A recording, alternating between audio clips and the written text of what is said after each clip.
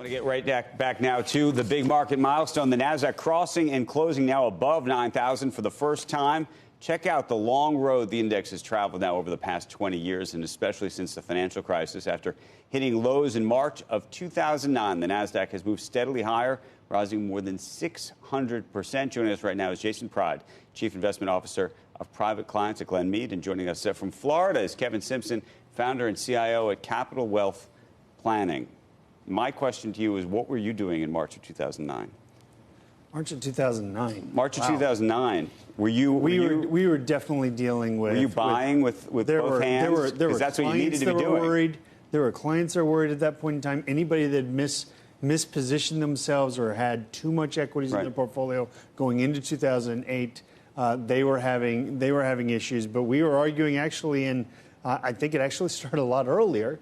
Maybe like December of 2008, going into March, we were arguing that investors needed to rebalance back in.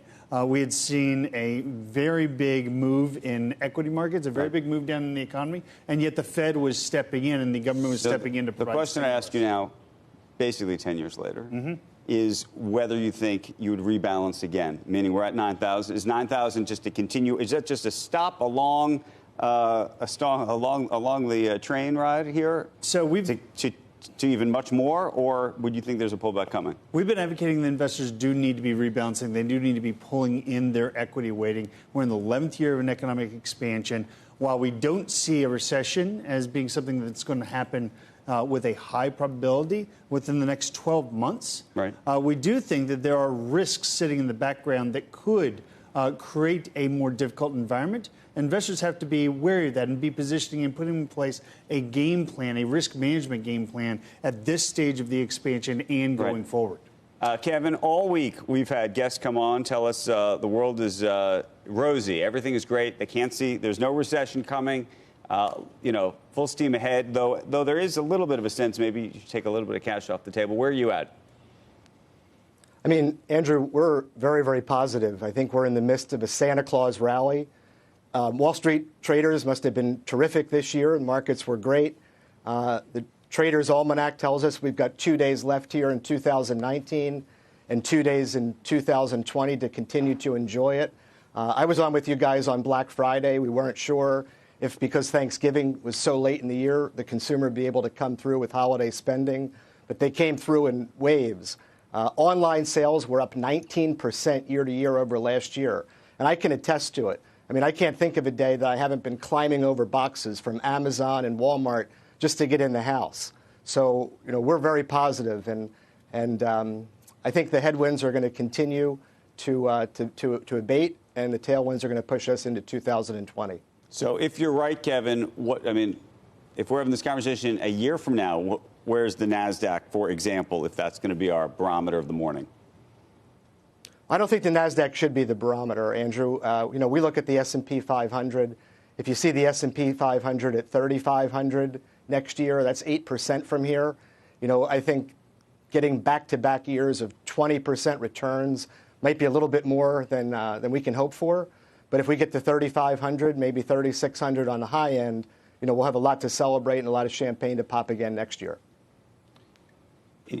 You want to rebalance. You're saying people should rebalance. Where more into fixed income or? Fixed income and cash is part of that story. Right. Fixed income, you have to play very kind of differently. You have to play higher yielding fixed income or the cash side of the equation as opposed to your traditional fixed income and treasuries. That'll be a portion of it, but I would weight the other ones a little bit higher just to be able to carry that better return going forward. I think it's important to kind of realize, every time we sit down here this time at year end, on the bad years, everybody's all worried about what the next year is going to bring, and then interestingly, the next year tends to be a pretty good year. On the really good years, the 20% plus years, we're all talking about another double-digit or near double-digit return the next year. I would argue more likely we're going to see lighter returns over the next year just because of the strength of the return this year. Things do have to normalize out. But you don't think that it, I mean, look, we thought we were headed into a recession earlier this year. We did. That's not in the cards. At least it doesn't look that way at all from either the consumer's perspective or the corporate perspective at this point. I would agree with that. Yeah, our recession indicator is pointing to a likelihood of somewhere in the ballpark of about 9–10%, which is still pretty low. But the difference there is for the majority of the economic expansion, it was at 0. And we haven't seen 0 in a long time. There's something going on in the background, a buildup in some debt within the corporate sector, an overspending or a little bit overspending by individuals, and some kind of extension of the expansion or extension of the economy that could snap back in at some point in time given the wrong headwind.